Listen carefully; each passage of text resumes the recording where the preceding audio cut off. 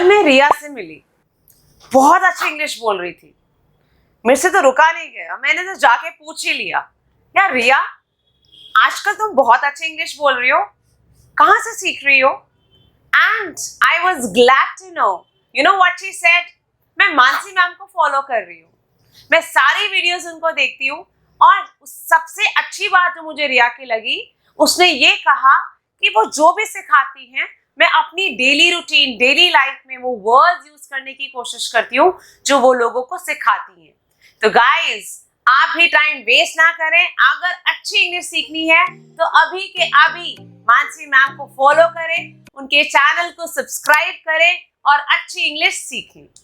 आज भी इस लेसन में मैं कुछ ब्यूटीफुल, इंप्रेसिव, इंपॉर्टेंट इडियम्स लेकर आई हूँ जो आप यूज करेंगे और अपने सेंटेंसेस में क्वालिटी ऐड करेंगे, अपने सेंटेंसेस को इंप्रेसिव बनाएंगे, एक्सप्रेसिव बनाएंगे। जैसे रिया ने ये सारे इडियम्स यूज करे हैं और बहुत ही अच्छी इंग्लिश बोलना स्टार्ट कर दी है।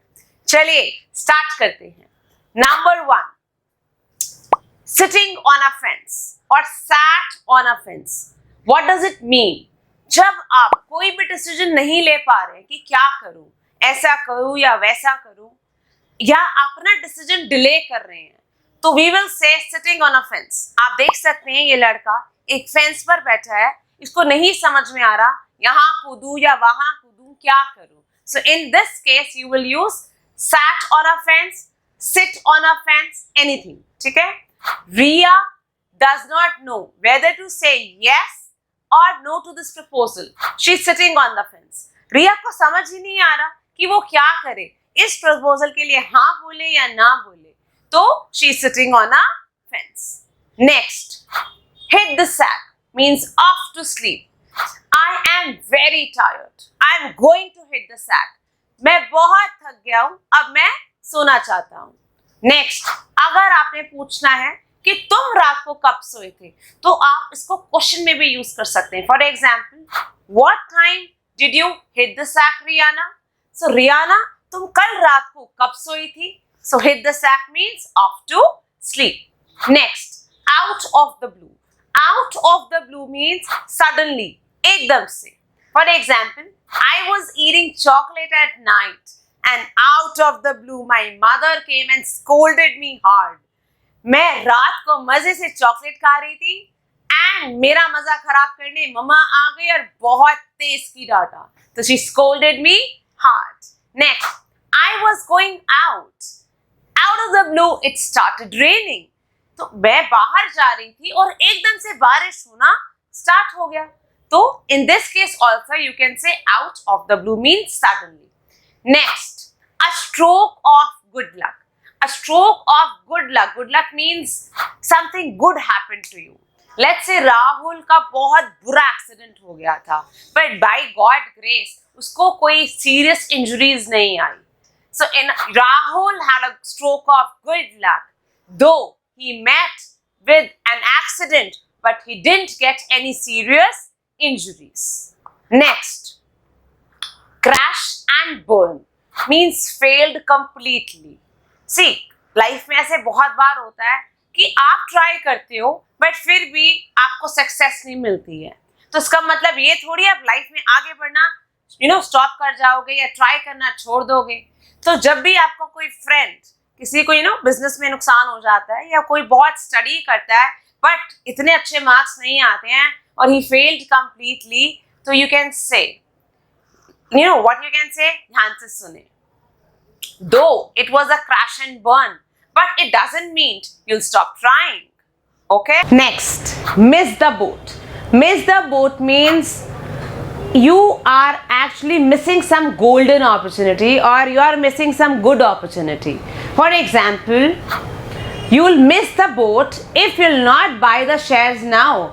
अगर अभी तुमने शेयर्स नहीं खरीदे तो आपके हाथ से ये अपॉर्चुनिटी निकल जाएगी, बिकॉज देखो प्रॉफिट लेना, तो प्रॉफिट कमाना सबको पसंद है, तो अभी खरीद लोगे तो this is a good opportunity, नहीं तो कुछ भी नहीं हो पाएगा।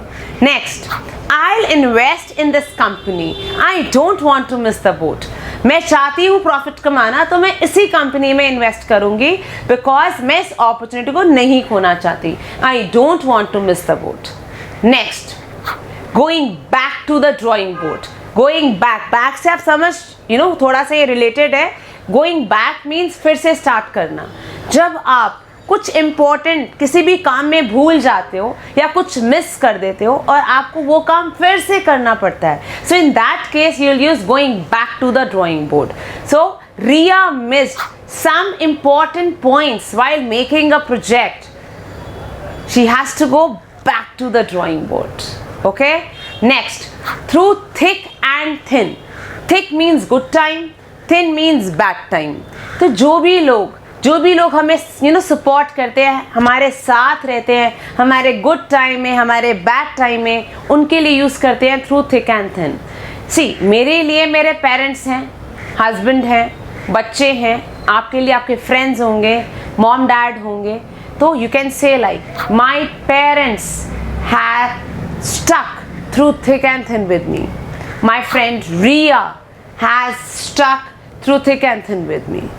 Next, come rain or shine. come rain or shine means कुछ भी हो जाए वो काम होगा ही होगा.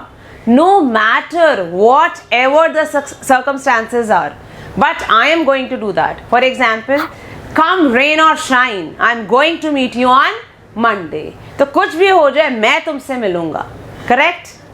Next, memory like a sieve. आप सब लोगों ने sieve तो देखा होगा. sieve means छाननी. जब भी हम छाननी में आटा छानते हैं तो क्या होता है, जो ब्रैन है वो ऊपर रह जाता है और आटा नीचे आ जाता है. ठीक है. अब कई लोगों की जो ब्रेन है, जो मेमोरी पावर है, वो बहुत स्ट्रांग नहीं होती है. They tend to forget things easily और they are not able to retain things in their mind.